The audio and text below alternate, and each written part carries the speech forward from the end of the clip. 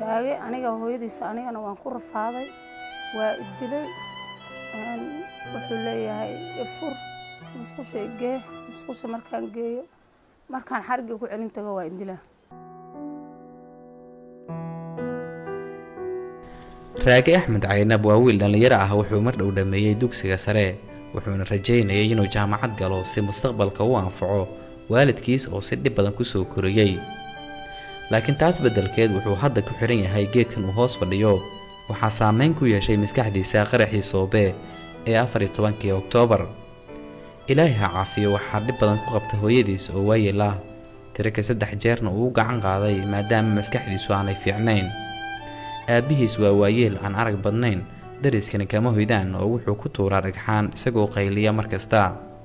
hooyadii ku riyoonaysay in wiilkeeda uu waxtaro maanta iyadaa geysa suuliga